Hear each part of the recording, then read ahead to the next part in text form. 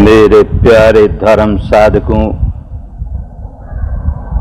मेरी प्यारी धर्म साधिकाओं, आज की इस धर्म सभा में इसलिए एकत्र हुए हैं कि धर्म की साधना को और अच्छे प्रकार समझ लें। साधना के बारे में कहीं कोई उलझन हो, कोई शंका हो, कोई संदेह हो, कोई बात समझ में ना आई हो तो उसे समझ लें और समझकर उसका अभ्यास करें।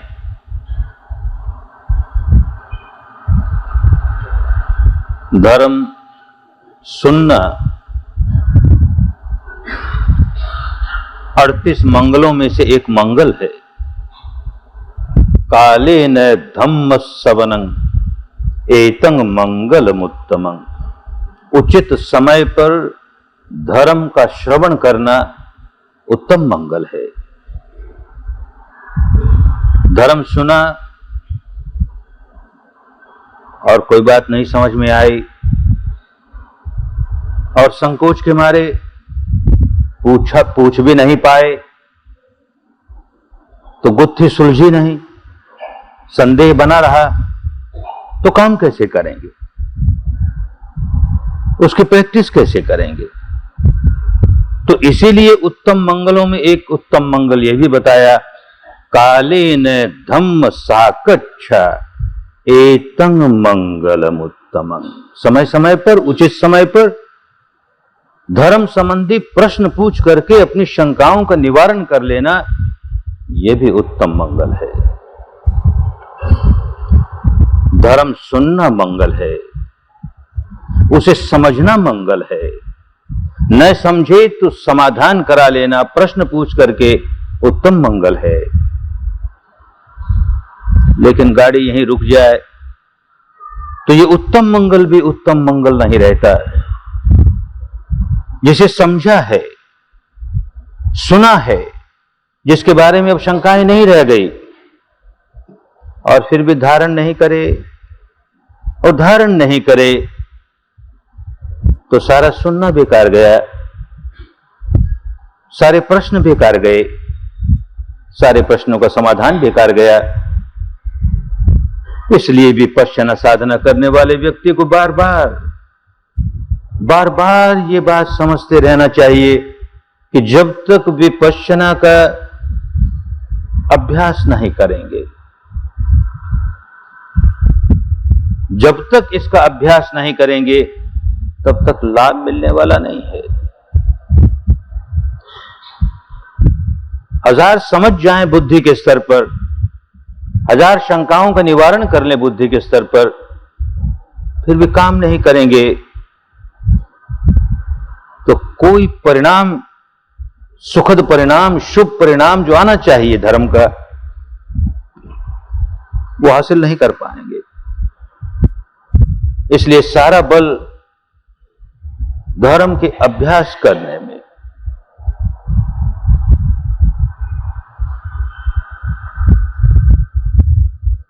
भाषा के शब्द अलग अलग प्रदेशों में पहुंचते पहुंचते अपना अलग अलग अर्थ पलट लेते हैं। ऐसा भाषा विज्ञान का अपना एक नियम है। ये जो बार बार हम अभ्यास अभ्यास शब्द कहते हैं, यहां के एक प्रदेश में अभ्यास कहते हैं पुस्तक पढ़ने को। बच्चा अभ्यास कर रहा है, विद्यार्थी अभ्यास कर रहा है, पुस्तकें पढ़ रहा है, उसे परीक्षा देनी है। अभ्यास के मूल अर्थ का इससे कोई लेन देन नहीं, गलत बात हो गई, शब्द का दुरुपयोग हो गया। अभ्यास के माने अनुभव कर रहा है, प्रैक्टिस कर रहा है, किताबें पढ़ के याद कर रहा है, उसका अभ्यास से लेन देन नहीं होता। तो उसी अर्थ में समझें अभ्यास शब्द को कि सच्चाई अनुभूति पर उतर रही है कि नहीं। जैसे विपश्यना का काम है कि हमारे बिगड़े हुए स्वभाव को पलटना, हमारे मानस के बिगड़े हुए स्वभाव को पलटना। कोई व्यक्ति केवल यही सोचता रहे कि बिगड़े हुए स्वभाव को ऐसे पलटना चाहिए, ऐसे पलटना चाहिए, ऐसे पलटना चाहिए, और जब कभी उससे पूछे कि कैसे पलटना चाहिए तो झट जवाब दे देगा, ऐसे पलटना चाहिए, ऐसे पलटना चाहिए। 100 में 100 मार्क मिल जाएंगे उसे इम्तिहान में। उसने पलटने का काम नहीं किया। काम नहीं किया तो अभ्यास नहीं किया, उसे अभ्यास नहीं मानो। पुस्तकें पढ़ करके, पुस्तकें रट करके किसी बात को समझ लेना, उसे याद कर लेना, उसे अभ्यास नहीं कहना चाहिए। कोई कहता भी है तो कहता रहे, पर यह समझें कि अभ्यास सही माने में वही है कि जो हमारी अनुभूति पर उतरे। आपने यहां संतों की वाणी में इस शब्द का बार बार प्रयोग हुआ है, करत करत अभ्यास के जड़ मति होत सुजान। करत करत अभ्यास की जड़ मति होत सुजान। बार बार अभ्यास करते करते मूर्ख से मूर्ख व्यक्ति भी, जड़ बुद्धि व्यक्ति भी समझदार हो जाता है, अनुभव कर रहा है। बार बार अनुभव करता है तो अब गलत काम नहीं करता, अब सही काम करने लगता है। बार बार उसका अभ्यास करने माने अनुभव द्वारा सच्चाई को समझते समझते इतना गहरा असर उसके मन पर पड़ता है कि वो बदल जाता है, अपने स्वभाव को पलट लेता है। रसरी आवत जात ते ओ सिल पर परत निशान। कुएं पर कोई रस्सी डोर से पानी निकालता है, वो रस्सी बार बार कुएं की दीवार को रगड़ खाती है, बार बार रगड़ खाते खाते वहां निशान पड़ जाता है। वो तो पत्थर का दीवार है, शिला है, और ये तो मामूली रस्सी है, लेकिन क्योंकि बार बार उसे छू रहा है, उसे छू रही है रस्सी, एक निशान पड़ गया। ठीक इसी प्रकार बार बार अनुभव करते करते करते करते पलट जाएगा, स्वभाव पलट जाएगा। इस माने में अभ्यास को समझना चाहिए। अनुभव हो, उस रस्सी के छूने का अनुभव हो रहा, उस पत्थर को जो बेजान है उस पर भी उसका असर पड़ रहा है। हमारे मानस पर अनुभूति का ऐसा अनुभव हो कि मानस का बिगड़ा हुआ स्वभाव पलटना शुरू हो जाए, और पलटते पलटते पलट जाए। तो कालीन धम्म श्रवणं, उचित समय पर, समय समय पर धर्म का श्रवण करना। किस लिए?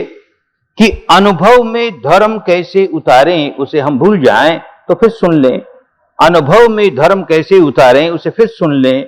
अपने मानस के बिगड़े हुए स्वभाव को सुधारने का काम करना है, उसे कैसे सुधारें उसे फिर सुन लें। नहीं समझ में आया तो जैसे अभी धर्म सेवकों ने, सेविकाओं ने पर्चे दे दिए हाथ में, बहुत से लोगों ने पर्चे लिए, हम खुश हुए, धम्म सा कच्छा। अब धर्म के बारे में ये प्रश्न करेंगे, अच्छी बात है, करना चाहिए, ये दूसरा उत्तम मंगल है। प्रश्न करने चाहिए किस लिए? जिज्ञासु भाव से। एक बात नहीं समझ में आई, जिज्ञासा है, उसे जानना चाहते हैं, जिज्ञासु भाव से। और साधक हैं तो लक्ष्य सामने है कि क्या साधना करनी है। जिज्ञासा किस बात की? ये सूरज पूरब से क्यों उगता है, इसकी जिज्ञासा पूर्ति कर लेने पर भी हमारा कोई कल्याण होने वाला नहीं है।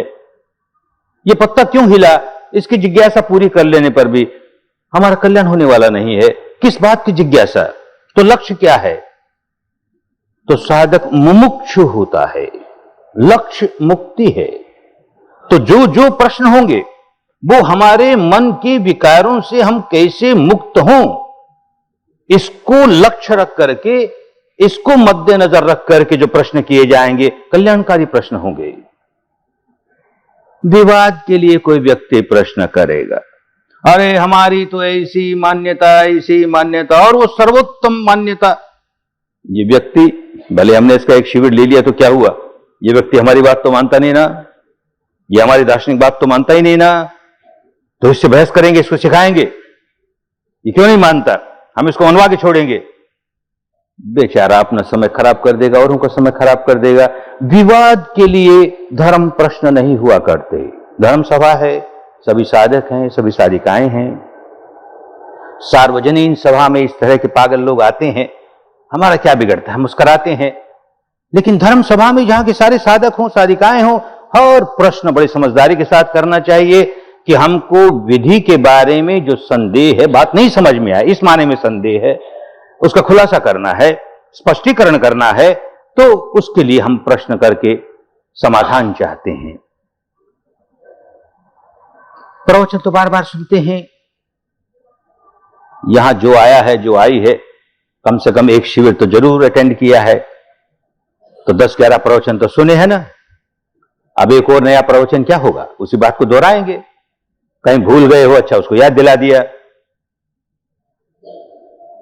तो जहां कोई बात समझ में नहीं आई हो, प्रवचनों की बात शिविर में न समझ में आई हो, कोई प्रवचन की बात यहां न समझ में आई हो, तो उसके बारे में प्रश्न करके अपनी शंका का समाधान कर लेना अच्छी बात है, उत्तम मंगल की बात है। लक्ष्य यही होना चाहिए, मैं मुमुक्षु हूं, मुझे अपने विकारों से मुक्ति पानी है और किसी पर एहसान नहीं कर रहा, अपने भले के लिए। जब तक विकारों का गुलाम रहूंगा तब तक दुखियारा। दुनिया की कोई शक्ति मुझे सुखी नहीं बना सकती जब तक कि मेरे भीतर विकार जाग रहे हैं, और विकार तो जाग ही रहे हैं, ये सच्चाई हम स्वीकार करें। अब इन विकारों से हम छुटकारा कैसे पाएं, विपश्यना यही काम कराती है, विकारों से छुटकारा कैसे पाएं। इस प्रकार पाया जाता है, तो जिस प्रकार पाया जाता है वो तरीका न समझ में आया हो तो फिर समझने की कोशिश करें, उसमें कोई दोष की बात नहीं। बात तो विपश्यना की इतनी सरल है, इतनी सरल है, फिर भी समझ क्यों नहीं आती। एक आदमी किसी अंधेरी कोठरी में बैठा हो, आंख खोले तो भी उसको कुछ दिखाई नहीं दे, उस अंधेरी कोठरी के बाहर आए जहां प्रकाश है, तो उसको ट्रेनिंग देने की जरूरत नहीं कि देख, अब तो देख सकता है ना, तो देखना। अरे आंख है और रोशनी है, सामने का जो दृश्य है वो सारा दिखाई देगा, उसकी ट्रेनिंग क्या होगी। ट्रेनिंग यही है कि हम अंधकार में जो बैठे हैं, आंख खोले तो भी कुछ नहीं दिखाई देता, इस अंधकार के बाहर रोशनी में आए, रोशनी में आते ही सारी बात समझ में आने लग जाएगी। हम रोशनी में आना ही नहीं चाहें और उस अंधकार में रहें और समझना चाहें कि प्रकाश कैसा होता है, रोशनी कैसे होती है और रोशनी में दृश्य कैसे दिखाई देते हैं, तो कल्पना ही करके रह जाएंगे ना, अनुभूति कैसे होगी। विपश्यना यही कराती है, हमें अंधकार से प्रकाश की ओर ले जाती है। हमारे अंदर गहराइयों तक इतना अंधकार छाया हुआ कि अपने भीतर क्या हो रहा है इसको कभी जानने का, देखने का, समझने का कोई काम ही नहीं किया, कोई प्रयत्न ही नहीं किया। ये प्रयत्न शुरू कर दे, ये परिश्रम शुरू कर दे, तो अंधेरा दूर होता चला जाए। अंधेरा दूर होता चला गया तो सच्चाई क्या है उसे जानने के लिए कोई ट्रेनिंग की जरूरत नहीं। सच्चाई क्या है वो तो सामने है, बहुत स्पष्ट मालूम होगी। मैं व्याकुल हुआ, ये सच्चाई है। अंदर साक्षी भाव से, दृष्टा भाव से, तटस्थ भाव से, विपश्यना भाव से जब देखना शुरू करता है तो सच्चाई सामने आती है। व्याकुल हूं, ये व्याकुलता है, ये दुख है, ये बेचैनी है, ये अशांति है, ये सच्चाई है। दूसरी बड़ी बात ये समझ में आती है कि क्यों व्याकुल हूं। जब तक बाहर बाहर ही देखता है केवल, तो ऐसे उस आदमी को कहेंगे जो अंधेरे में बैठा है और प्रकाश की कल्पना कर रहा है, प्रकाश में दिखने वाले दृश्यों की कल्पना कर रहा है। वो आदमी न प्रकाश को जान पाएगा, वो आदमी न प्रकाश में दिखने वाले दृश्यों को जान पाएगा, क्योंकि वो अंधेरे में बैठा है। जो व्यक्ति अपने भीतर सच्चाई को देखने का कोई काम करता ही नहीं, या जैसे करना चाहिए वैसे नहीं करता, तो अंधेरे में है। हजार उसे समझाने की कोशिश करें, उसके बाद पल्ले नहीं पड़ेगी। बुद्धि के स्तर पर कहेगा हाँ खूब समझ गया, खूब समझ गया, लेकिन वैसा ही अंधा है, वैसा ही अंधेरे में है, सो कोई फर्क नहीं पड़ा। और जैसे देखना चाहिए वैसे भीतर देखना शुरू कर दे तो कुछ समझाने की जरूरत नहीं होती। सचमुच जैसा देखना चाहिए वैसे देखना शुरू किया कि सच्चाई अपने आप प्रकट होने लगी। देख, व्याकुल होना, बेचैनी है ना, अशांति है ना, और देख व्याकुलता का सही कारण ये है ना, सही कारण ये है ना, मूल कारण तो ये है ना। आंख खोल के बाहर ही बाहर देखता है तो सारे कारण बाहर ढूंढता है। बेचैन तो हुआ मैं, इस बात को मैं स्वीकार करता हूं, लेकिन बेचैन इसलिए हुआ कि बाहर ऐसे व्यक्ति ने ये कह दिया, ये कर दिया, बाहर ऐसी घटना घट गई अथवा नहीं घटी, बाहर ऐसी परिस्थिति पैदा हो गई या मैं चाहता था वैसी परिस्थिति नहीं पैदा हुई, इस मारे में व्याकुल हुआ। तो अपनी व्याकुलता का कारण जब तक आदमी बाहर देखता है तब तक सच्चाई को नहीं देख रहा। भीतर देखने लगता है तो अपनी व्याकुलता का कारण बड़ा स्पष्ट मालूम होने लगता है। और विपश्चित साधक हैं तो पहला काम तो यही करना होता है कि देख, मैं बेचैन हुआ, क्यों हुआ? कोई विकार जागा ना, मैंने अपनी समता खो दी ना, मैंने अपना मन का संतुलन खो दिया ना, बाहर किसी ने कुछ कहा, कोई गाली दी, कोई अपमान किया, वो बाहर की घटना, मेरे भीतर क्या होने लगा? मेरे भीतर तो प्रतिक्रिया हुई ना, और प्रतिक्रिया हुई तो मैंने क्रोध पैदा किया ना, मैंने द्वेष पैदा किया ना, मैंने घृणा पैदा की ना, अरे इसलिए व्याकुल हुआ। तुरंत मालूम होगा कि मैंने विकार पैदा किया, इसलिए मैं व्याकुल हुआ। गाली देने वाला 1000 गाली दे, मैंने अगर विकार नहीं पैदा किया मैं तो नहीं व्याकुल होता। मेरी अनचाही बात 1000 हो जाए बाहर, मैंने विकार नहीं पैदा किया, मैं तो नहीं व्याकुल होता। अरे तो व्याकुलता मेरे द्वारा जगाए हुए मेरे विकार की है। मैंने अपने भीतर विकार जगाया कि व्याकुल हुआ, विकार जगाया कि समता खोई, संतुलन खोया, व्याकुल हो गया। तो मेरी व्याकुलता का कारण मेरे भीतर है। जब जब विकार जगाता हूं, क्रोध जगाऊं, द्वेष जगाऊं, ईर्ष्या जगाऊं, भय जगाऊं, वासना जगाऊं, अहंकार जगाऊं, कोई विकार जगा लूं, जगाते ही व्याकुल हो जाता हूं। जगाते ही चित्त की समता खत्म हो जाती है, जगाते ही चित्त का संतुलन खत्म हो जाता है, बड़ा बेचैन हो जाता हूं। विकार दूर हुआ, अब देख रहा अपने भीतर, ये देख विकार दूर हुआ, मेरी बेचैनी दूर हो गई, मेरा दुख दूर हो गया, मेरी अशांति दूर हो गई, बाहर की घटना वैसी की वैसी है, कोई फर्क नहीं पड़ा। मैंने विकार दूर कर लिया और मैं शांत हो गया, मैं सुखी हो गया। बाहर की घटना वैसी की वैसी है, मैंने विकार जगा लिया, मैं बड़ा व्याकुल हो गया। बाहर की घटना से कोई लेन देन नहीं। ये बात पहले समझ में आने लगे, अच्छा साधक हो, विपश्यना जैसे करनी चाहिए वैसा करने लगे और करता चले जाए, तो पहली बात ये कि मैं व्याकुल हूं, तो मेरी व्याकुलता का कारण मेरे ही मानस पर उत्पन्न होने वाले विकार, इन विकारों की वजह से मैं व्याकुल हुआ। विपश्यना करता जाए, विपश्यना करता जाए तो और गहराई से बात समझ में आनी शुरू हो जाए। आखिर विकार क्यों जागा? ये क्रोध मैंने क्यों जगाया? ये वासना मैंने क्यों जगाई? ये भय मैंने क्यों जगाया? ये अहंकार मैंने क्यों जगाया? कोई भी विकार जो मैंने जगाया, क्यों जगाया आखिर?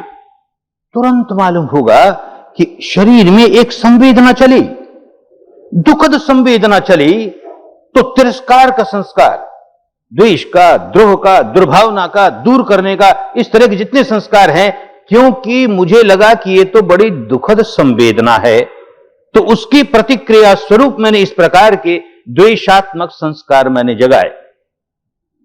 और जब सुखद घटना घटी, सुखद लगा, बाहर घटना सुखद और भीतर की संवेदना सुखद, तो मैंने समेटने वाले संस्कार बनाए। वो दूर करने वाले संस्कार थे, अब समेटने वाले बनाए। राग जगाया, फिर भाषा का अंतर, कहीं कहीं राग क्रोध को कहने लगे। राग का अर्थ होता आसक्ति, अपनी ओर समेटना, मेरा है, जैसे लोभ कहें, तो लोभ का संस्कार बनाया, मन की समता खो दी, व्याकुल हो गया, बेचैन हो गया। खूब समझ में आने लगेगा कि ये शरीर पर जो संवेदनाएं चलती हैं, इन संवेदनाओं की वजह से ही मैं राग जगाता हूं अथवा द्वेष जगाता हूं, और इनके संतान जितने अन्य संस्कार हैं वो सारे संस्कार जगाता हूं और व्याकुल हो जाता हूं। तो कारण सारा भीतर और आगे बढ़ेगा। इस प्रकार की संवेदनाएं क्यों जागी?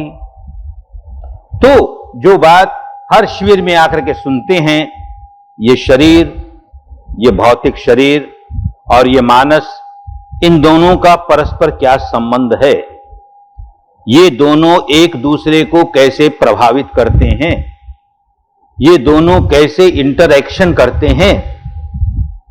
एक की वजह से दूसरा किस प्रकार प्रभावित हो जाता है, दूसरे की वजह से पहला किस प्रकार प्रभावित हो जाता है, ये केवल थ्योरी की बात नहीं, केवल सिद्धांतों की बात नहीं, अपने भीतर ये बात समझ में आने लगती है। मानस किस प्रकार काम करता है, तो रोज शिविरों में सुनते हो मानस के 4 खंड, विज्ञान, संज्ञा, वेदना, संस्कार, माने जानना, पहचानना, संवेदनशील होना और प्रतिक्रिया करना। तो कोई भी घटना बाहर घटे या कोई चिंतन भीतर चले, दुनिया के साथ हमारा जो संपर्क है वो केवल इन 5 इंद्रियों से है। आंखों से रूप का संपर्क हुआ तो हमने रूप की दुनिया जानी, कान से शब्द का संपर्क हुआ, हमने शब्द की दुनिया जानी, नाक से गंध का तो गंध की दुनिया, जीभ से रस का तो रस की दुनिया, किसी स्पर्शव्य पदार्थ का शरीर की त्वचा से स्पर्श हुआ तो स्पर्श की दुनिया। 5 दरवाजों पर दुनिया के अस्तित्व को हम अनुभूति के स्तर पर जानते हैं। और जिस समय इन 5 दरवाजों पर कोई घटना नहीं घटती है, तब ये बावला मानस, एक छठा दरवाजा है मन का, इन 5 दरवाजों पर उसे पहले क्या क्या अनुभूति हुई उसको लेके चिंतन शुरू करता है। तो रूप का चिंतन करेगा, शब्द का चिंतन करेगा, गंध का चिंतन करेगा, रस का चिंतन करेगा, स्पर्शव्य पदार्थ का चिंतन करेगा। इन 5 को छोड़ करके छठा चिंतन नहीं उसके पास। तो अब वो जबकि ये इंद्रियों पर और काम नहीं हो रहा है, तो उस इंद्रिय पर काम होना शुरू हुआ, तो विचार होना शुरू हुआ। विचार का विषय भी और विचार का दरवाजा भी भीतर, इन बाकी 5 इंद्रियों के दरवाजे भीतर शरीर पर, लेकिन इनके विषय बाहर। तो चाहे बाहर के विषय हो, चाहे ये छठा इंद्रिय का भीतर का विषय हो, इनके स्पर्श होते ही मानस का वो हिस्सा जिसे विज्ञान कहते हैं, कॉन्शियसनेस कहते हैं, झट सिर उठाता है, कुछ हुआ, इस दरवाजे पर कुछ हुआ, कान के दरवाजे पर, कि नाक के, कि जीभ के, कि त्वचा के, कि मन के, कुछ हुआ। इतने में मानस का दूसरा हिस्सा कहता है क्या हुआ, तो ये हुआ, पहचानता है उसे, पहचान के नहीं रह जाता, उसका मूल्यांकन करता है, अच्छा हुआ, बुरा हुआ। इतने में जो संवेदना चली, स्पर्श होते ही जो तरंग चली शरीर में, अच्छा हुआ कहते ही सुखद होने लगती है, बुरा हुआ कहते ही दुखद होने लगती है, सारा प्रपंच समझ में आने लगेगा। शब्द आए कान में, कान भी भौतिक पदार्थ, जो शब्द आया वो भी भौतिक पदार्थ, लेकिन मन से संबंध हो गया उसका, क्योंकि जाने कौन, कान नहीं जानता शब्द आया है, जो शब्द आया वो नहीं जानता कि मैं कान से टकराया हूं। मानस का वो हिस्सा जिसे विज्ञान कहते हैं, कॉन्शियसनेस कहते हैं, उसने जाना, तो माइंड ने अपना पार्ट प्ले करना शुरू कर दिया। घटना घटी, भौतिक पदार्थ का भौतिक पदार्थ से स्पर्श हुआ, आंख का रूप से स्पर्श हुआ, भौतिक पदार्थ का भौतिक पदार्थ से स्पर्श हुआ, नाक का गंध से, जीभ का रस से, कान का शब्द से, त्वचा का किसी स्पर्शव्य पदार्थ से, भौतिक पदार्थ का भौतिक पदार्थ के साथ टकराव हुआ, और मानस ने अपना काम करना शुरू कर दिया। इन दोनों का इंटरेक्शन कैसे होता है, साधक यही देखता है बड़े ध्यान से, कैसे इंटरेक्शन हो रहा है।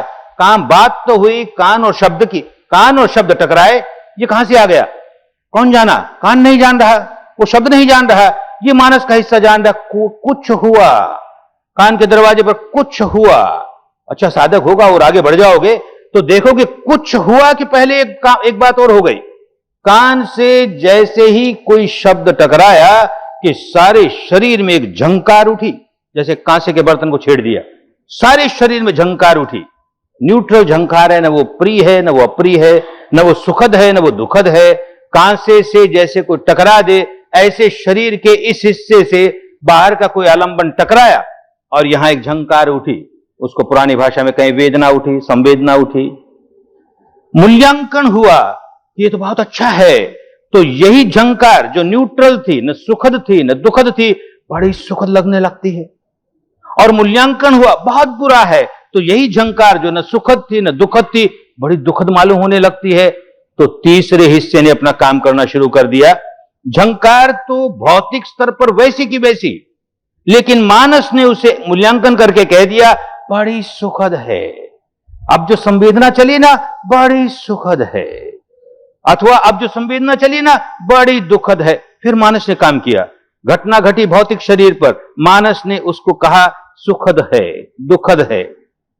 इतने में इंटरेक्शन और आगे बढ़ता है। चौथा हिस्सा कहता अच्छा है, तो और चाहिए रे, और चाहिए रे, बहुत अच्छा है ना, ये तो बहुत अच्छा है ना, और चाहिए और चाहिए और चाहिए। और जब संवेदना बड़ी दुखद है तो कहता नहीं चाहिए और नहीं चाहिए, दूर हो, ये दूर हो, ये मुझको नहीं चाहिए। मानस का चौथा हिस्से ने अपना काम करना शुरू कर दिया। ये मानस के चार हिस्से किस प्रकार शरीर के साथ जुड़ गए, तो शरीर की तरंगे और मानस की तरंगे एक दूसरे को प्रभावित करती हुई ये सारा प्रपंच अपने भीतर ही भीतर चले जा रहा है।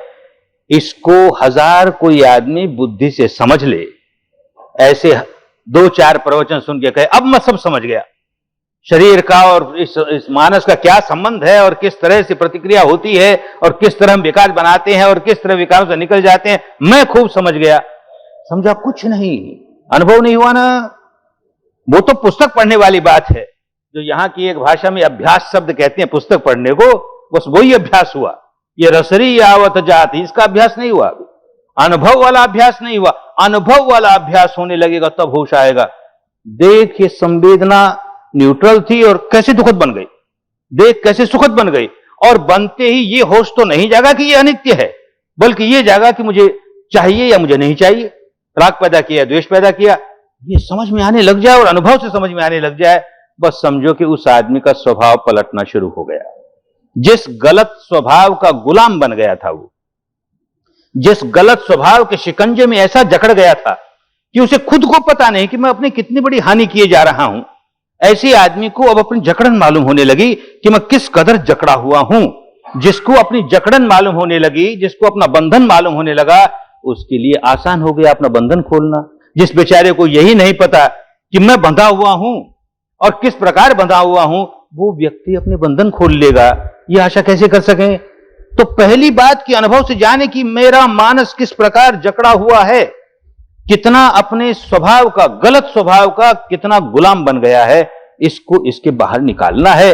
विद्या काम देगी, और विद्या यही काम देगी कि जब जब संवेदना जागे, किसी वजह से जागे, कोई शब्द आने से जागी, कि कोई रूप आने से जागी, कि कोई गंध आने से जागी, कि कोई रस आने से जागी, कुछ स्पर्श होने से जागी, या मन के चिंतन से जागी। इन 6 कारणों के सिवाय 7वां कोई कारण नहीं होता संवेदना का।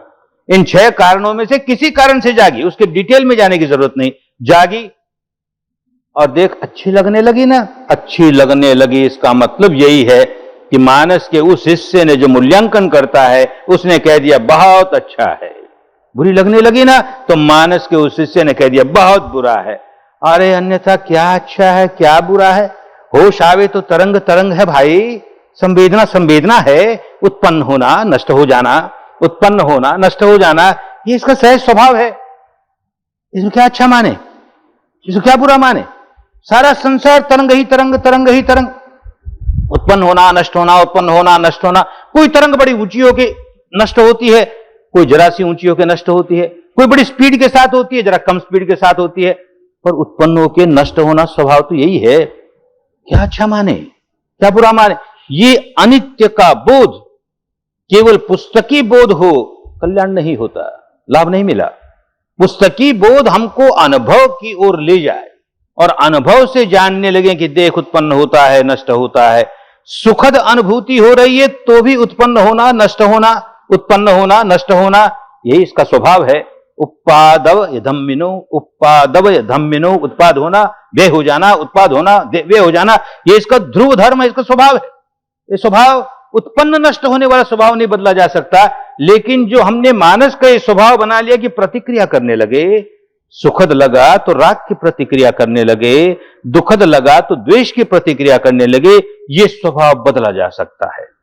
क्योंकि ये हमने अपने मूल स्वभाव के विरुद्ध एक गलत स्वभाव पैदा कर लिया और उससे हम व्याकुल होने लगे। तो अपने मूल स्वभाव की ओर जाने के लिए हमको इस गलत स्वभाव से बाहर निकलना है, और बाहर निकलने के लिए उपदेश काम नहीं आएंगे। जैसे ही संवेदना अनुभव हुई, वैसे ही पहली बात ये जागी कि अनित्य है ना, क्या सुखद और क्या दुखद, अनित्य है ना, देख अनित्य है ना। यूं जब वो अनित्य के साथ संवेदना को जानना शुरू कर देता है तो राग जागेगा भी, तो बड़ा ढीला पीला जागेगा, गहरी लकीर वाला नहीं, और होते होते होते होते जागना बंद हो जाएगा। राग जागेगा नहीं, मुस्कुराएंगे, अच्छा लगा तो क्या हुआ, अरे अनित्य है। ऐसे ही बुरा लगा तो द्वेष जागेगा भी, तो बड़ा ढीला पीला जागेगा, उसका गहरा प्रभाव नहीं पड़ेगा, पत्थर की लकीर जैसा प्रभाव नहीं पड़ेगा और धीरे धीरे जागना बंद हो जाएगा। द्वेष क्या है? अरे कितना ही दुखद क्यों ना हो, है तो अनित्य ही आखिर, कितना ही दुखद क्यों ना हो, यूं होश जागेगा। बजाय राग जागने के, बजाय द्वेष जागने के, होश जागना शुरू हो जाएगा। बस होश जागना शुरू हो गया तो कहेंगे उसे ज्ञान जागना शुरू हो गया, तो कहेंगे उसे बोधि जागनी शुरू हो गई, बस कल्याण हो गया। बोधि जागनी क्यों शुरू हो गई, ज्ञान जागना क्यों शुरू हो गया? क्योंकि हमने दर्शन किया, अपनी अनुभूति पर सच्चाई को जाने। उसे भारत की पुरानी भाषा में दर्शन कहते थे, सम्यक दर्शन कहते थे। धीरे धीरे शब्द बदलते चले गए, इतना बिगड़ा ये शब्द कि किसी फिलॉसफी को दर्शन कहने लगे। आत्मा मानने वाले कहें कि जो आत्मा को मानता वो फिलॉसफी, वो सम्यक दर्शन है। आत्मा नहीं मानने वाला कहता जो आत्मा को नहीं मानता वो सम्यक दर्शन है। परमात्मा को मानने वाला कहता है परमात्मा को जो मानता है वो सम्यक दर्शन है। जो नहीं मानता वो कहता जो नहीं माने वो सम्यक दर्शन है। आत्मा परमात्मा दो अलग अलग है ऐसा मानने वाला कहेगा बस यही सम्यक दर्शन है। आत्मा परमात्मा एक ही ऐसा मानने वाला कहेगा यही सम्यक। बावलापन, सारे देश पर यह बावलापन छा गया। अनुभूति पर जो सच्चाई उतर रही है उस पर बिना किसी लेप के यथाभूत जैसी है वैसी है, जैसी है वैसी है, उसे अनुभव से जान ले तो दर्शन सम्यक दर्शन हुआ। ऐसा जब जान लेते हैं तो ज्ञान सम्यक ज्ञान होता है। अन्यथा तो पुस्तकों का ज्ञान होता है, प्रवचनों का ज्ञान होता है, परंपराओं का ज्ञान होता है, अपने माथे पर जो लेप लगे हैं उन लेप का ज्ञान होता है, सच्चाई का ज्ञान नहीं होता। सच्चाई का ज्ञान नहीं, इसका मतलब सम्यक ज्ञान नहीं है। तो सम्यक दर्शन होगा, सचमुच अपनी अनुभूति से सच्चाई को जानेगा तो दर्शन सम्यक हुआ। जितना जितना जानेगा उतना उतना सम्यक हुआ। ऐसे अपनी अनुभूति के द्वारा जो ज्ञान जागा वो सम्यक ज्ञान होता चला जाएगा। जितना जितना जागा उतना उतना ज्ञान सम्यक होता चला जाएगा। उतने उतने सहज भाव से गांठें खुलती चली जाएंगी, सहज भाव से गांठें खुलती चली जाएंगी। क्योंकि जब इस तरह का बोध, इस तरह का ज्ञान, इस तरह की सच्चाई जब जागती है, अनुभव पर जागती है, तो आदमी प्रतिक्रिया करके नया कर्म बांधने वाली आदत छोड़ता है। अब तो आदत पड़ गई ना, ऐसा अंधापन सिर पर सवार हो गया। जब भी अनचाही कुछ अनुभूति हो भीतर, झट द्वेष पैदा कर। जैसे ही मन चाही अनुभूति हो भीतर, राग पैदा कर। ऐसा जो स्वभाव अंदर हो गया, उस स्वभाव की जकड़न तोड़ने के लिए, उस स्वभाव के कारावास को तोड़ने के लिए, उसके जेल को तोड़ने के लिए हम उस अवस्था पर पहुंचे जहां ये समझें कि देख कितना ही सुखद क्यों ना हो अनित्य है ना, कितना ही दुखद क्यों ना हो अनित्य है ना, तो नया कर्म नहीं बांधेगा।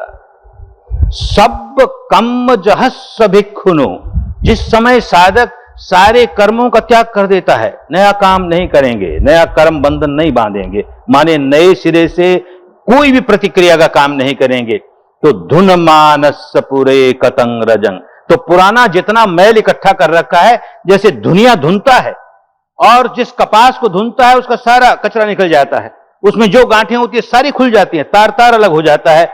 विपश्यना यही कराती है, धुन मानस, धुन धुन करके उसको सारे को साफ कर देता है। क्यों कर देता है? कि नया बनाना बंद कर दिया। बस यही प्रयास है, यही मेहनत है, यही प्रयत्न है, नया नहीं बनने दें। हमें पता ही नहीं लगा संवेदना कहां जागी, तो हमें कैसे पता लगेगा कि हमने नया बांधा कि नहीं बांधा?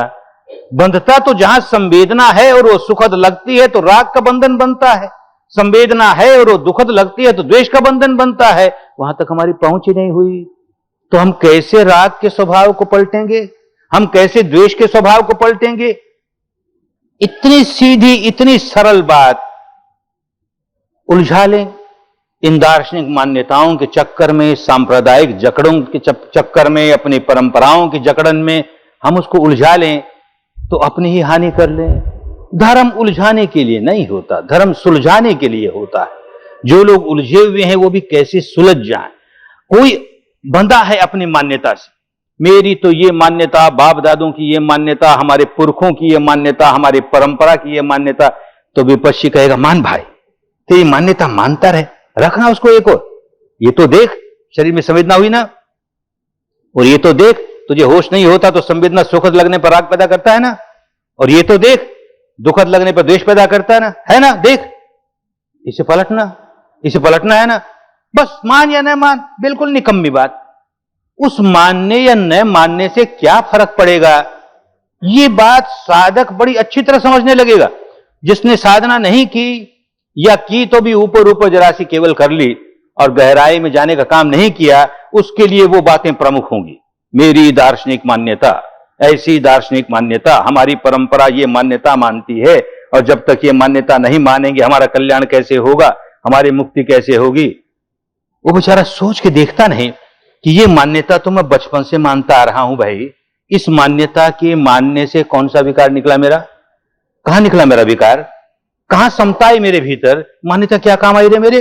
और जो नहीं मानते हैं उनका अगर विकार निकल रहा है, स्पष्ट मालूम होता है कि इनका क्रोध कम हो रहा है, इनकी वासना कम हो रही है, इनका भय कम हो रहा है, तो मानता क्या काम आई। वो नहीं मान रहा फिर भी देखो सुधार हो रहा है। तो हमें तो अपने मानस के विकारों से छुटकारा पाना है। हमारा रोग तो ये है कि मानस में विकार इकट्ठे कर रखे हैं पुराने, और एक स्वभाव शिकंजे में जकड़ गए कि नए नए नए नए बनाए जा रहे हैं। उसका इस मान्यता से दूर परे का भी संबंध नहीं, लेन देन नहीं, और इस मान्यता को सिर पर चढ़ा लिया हमने। हर आदमी जिस किसी परंपरा का हो, उसने अपनी दार्शनिक मान्यता को इतने सिर पर चढ़ाया कि मूल बात छूट गई। वो छिलके हाथ में रह गए जो निस्सार हैं, भीतर का सार छूट गया। बस विपश्यना हमें यही सिखाती है कि छिलकों को एक और रखो। छिलके इस रंग के हैं कि उस रंग के हैं, छिलके इस रूप के हैं कि उस रूप के हैं, छिलके तो छिलके हैं ना, उसका सार से लेन देन नहीं है। सार की बात तो यह कि विकार जागा, हम व्याकुल हुए, संवेदना सुखद या दुखद मान करके विकार जागा और हम व्याकुल हुए। हम संवेदना को सुखद दुखद नहीं माने, उसको अनित्य समझते रहें, विकार नहीं जागा, हम मुक्त होने लगे। इतनी सरल बात, अंधेरे कमरे में से बाहर रोशनी में आया, सारी बात समझ में आने लगी। अंधेरे कमरे में ही बैठा रहे और रोशनी की कल्पना करे, विपश्यना की भी कल्पना करे, विपश्यना की मान्यता की कल्पना करें। विपश्यना बेचारी क्या करेगी? विपश्यना तो एक सिग्नल है, एक चेतावनी है। हम उस चेतावनी का लाभ नहीं उठाएं तो विपश्यना क्या करेगी? एक व्यक्ति जहाज चला रहा है और उसे अमुक स्थान पर जाना है, लेकिन बहुत नशे में है, तो अपने जहाज के केबिन में बैठा हुआ चलाता है जहाज को, किस तरफ ले जा रहा है उसको होश नहीं है। दूर एक लाइट हाउस है, वहां से रोशनी आती है, इधर नहीं, ये रास्ता ठीक है, इधर चट्टाने हैं। वो आंख खोल के देखता ही नहीं कि कोई रोशनी आ रही है, वो अपनी केबिन के बाहर निकलता ही नहीं देखने के लिए रोशनी आ रही है। तो कहां ले जा रहा है उसे होश नहीं है, चट्टानों में जाके टकराएगा, अपनी हानि कर लेगा और क्या करेगा। इसी तरह से विपश्यना कहती है, देख संवेदना जागी है और तू प्रतिक्रिया करने लगा ना, देख तू प्रतिक्रिया करने लगा ना, संवेदना तुझे अच्छी लगी तो राग पैदा करने लगा ना, संवेदना बुरी लगी तो द्वेष। लाइट हाउस अपना काम कर रहा है, हम देखें ही नहीं उस ओर और चलाए जाएं अपनी नाव, कहां ले जाएंगे, हमारी क्या हालत होगी। यही हालत होती है हर आदमी की। अब वो अपने को हिंदू कहता फिरे, बौद्ध कहता फिरे, जैन कहता फिरे, ईसाई कहता फिरे, मुसलमान कहता फिरे, कुछ भी तो फर्क नहीं पड़ता ना। गाड़ी नाव चलाने वाला व्यक्ति अपने को हिंदू कहता है कि बौद्ध कहता है कि जैन कहता है, फर्क क्या पड़ गया। लाइट हाउस की ओर नहीं देखता है, लाइट हाउस की लाइट को नहीं देखता है, तो अपनी नाव गलत रास्ते ले जाके चट्टान से टकरा के अपनी हानि कर लेगा ना। और अगर वो अपनी चट्टान को देख करके चट्टानों को देख रहा है, लाइट को देख रहा है और ठीक रास्ते चला गया, तो कहता फिर ना चाहे जिस नाम से अपने आप को, और कोई नाम रखे तो भी कल्याण हो गया ना। इन नामों में क्या पड़ा, इन परंपराओं में क्या पड़ा, इन सांप्रदायिक जंजालों में क्या पड़ा। ये बात अगर सच्चा साधक है विपश्ची, खूब समझ में आने लगती है कि धर्म सार्वजनीन होता है, कुदरत का कानून सार्वजनीन होता है। सुखद संवेदनाओं को सुखद मान करके राग पैदा करते ही जो दुख पैदा होता है, जो आसक्ति पैदा होती है, सबको एक जैसी होती है, उसके परिणाम सबको एक जैसे आते हैं। दुखद मान के द्वेष पैदा करता है, उसका परिणाम सबको एक जैसा होता है। यह हो नहीं सकता कि एक आदमी राग जगाए या द्वेष जगाए और इसलिए कुदरत उसे दंड नहीं दे क्योंकि वो अपने को हिंदू कहने लगा, ये तो अपने को बौद्ध कहता है, ये तो अपने को जैन कहता है, ये तो अपने को ब्राह्मण कहता है, ये तो अपने को शूद्र कहता है। कुछ फर्क नहीं पड़ता ना। आग पर हाथ रखेंगे, हाथ जलाएगी ना, वो इस बात को नहीं देखेगी कि मुझ पर जिसने हाथ रखा है वो किस जाति का है, किस रंग का है, किस वर्ण का है, किस संप्रदाय का है, कुछ नहीं देखेगी ना। कुदरत के नियम सबके लिए एक जैसे होते हैं। विपश्यना का साधक, विपश्यना के साधिका जिस दिन इस सच्चाई को स्वीकार करना शुरू कर देता है, उस दिन खूब धड़ल्ले से आगे बढ़ता है। और जब तक ये नशा रहता है, मेरी परंपरा की मान्यता, ये ठीक है, ये साधना भी अच्छी, पर हमारी जो मान्यता ना वो प्रमुख। हम अगर कभी हमारा कल्याण होगा तो उस मान्यता से होगा, हमारी मुक्ति होगी तो उस मान्यता से। ये तो कर रहे हैं, अच्छा है, थोड़ा थोड़ा लाभ मिलता है इसका भी, ये भी करके देख लेते हैं, कोई दोष नहीं। मुख्य तो वो, हम आत्मा को मानने वाले ना, आत्मा को मानते हैं इसलिए कल्याण होगा। हम आत्मा को नहीं मानते ना, नहीं मानते इसलिए कल्याण होगा। हम ईश्वर को मानते हैं ना, ईश्वर को मानते हैं इसलिए कल्याण होगा, हम ईश्वर को नहीं मानते तो नहीं मानते इसलिए। अरे तेरे मानने न मानने से क्या फर्क पड़ा रे? आत्मा है तो रहे ना अपनी, रहे, हमारा क्या बिगाड़ती है? हमने अपने मन को सुधारना है, मन के स्वभाव को सुधारना है, राग की जकड़न से बाहर निकलना है, द्वेष की जकड़न से निकालना है। रहे तो रहे, और न हो तो उसका बोझ क्यों सिर पर उठाए फिरे? कोई परमात्मा है तो रहे, हमारा क्या बिगाड़ता है? हमको तो मुख्य काम करना है, अपने विकार दूर करने हैं, अपने मानस को सुधारना है। वो रहे ना अपनी जगह वो भी, और नहीं है तो काहे उसका बोझ सिर पर उठाए फिरे? उसका होना न होना हमारी विकारों से उसका दूर परे का भी संबंध नहीं। आत्मा का अस्तित्व है, इसलिए अगर किसी में विकार न जागते हो तो उसका संबंध हो गया हमारे विकारों से। आत्मा का अस्तित्व है, जो आदमी ये स्वीकार करता है उसमें राग नहीं जाग सकता, क्योंकि उसने आत्मा के अस्तित्व को स्वीकार कर लिया। तब तो बड़ी बात हुई, बहुत बड़ी बात हुई। तब तो सारी दुनिया को यही सिखाते फिरे, हर आदमी को, कि तू आत्मा के अस्तित्व को स्वीकार कर, देख तेरा राग निकल जाएगा, तेरा द्वेष निकल जाएगा। नहीं होता ना भाई। कोई बता दे हमें कि मैंने आत्मा के अस्तित्व को स्वीकार कर लिया इसलिए मेरे विकार निकल गए। ऐसा एक आदमी तो सारे विश्व में खड़ा होकर कहे कि मेरे सारे विकार इसलिए निकल गए कि मैं आत्मा के अस्तित्व को स्वीकार करता हूं। ठीक इसी प्रकार एक आदमी कहे कि मैं आत्मा के अस्तित्व को नहीं स्वीकार करता। अच्छा, तो तू नहीं स्वीकार करता, इससे तेरे राग निकल गए, तेरे द्वेष निकल गए, तेरा स्वभाव बदल गया? कुछ नहीं हुआ ना। निकम्मी बात ना। मैं ईश्वर के अस्तित्व को स्वीकार करता हूं, करता रहे। ईश्वर के अस्तित्व को स्वीकार कर लेने मात्र से अगर हमारे सारे विकार निकल जाते हैं, हमारे विकार जगाने का स्वभाव दूर हो जाता है, जरूर स्वीकार करना चाहिए, बड़ा लाभ हुआ। नहीं होता ना। करोड़ों लोग स्वीकार करते हैं ईश्वर के अस्तित्व को, वैसे के वैसे विकारों से ग्रस्त है, वैसे राग से डूबे हुए, द्वेष में डूबे हुए, विकारों में डूबे हुए, इतने व्याकुल। एक कहता नहीं मानता मैं किसी ईश्वर को। नहीं मानने से विकार तो नहीं निकले ना। ये मानना, ये न मानना, ये मानना, ये न मानना हमारे क्या काम आया? किस जंजाल में पड़ गए? ये सारी स्थिति देख करके बड़ी करुणा जागती है, बड़ा दुख होता है कि क्या हो गया सारे संसार को, और खास करके भारत के लोगों को क्या हो गया। जिस देश में धर्म अपने शुद्ध रूप में इस प्रकार चमकता था कि सारे विश्व को रास्ता दिखाता था।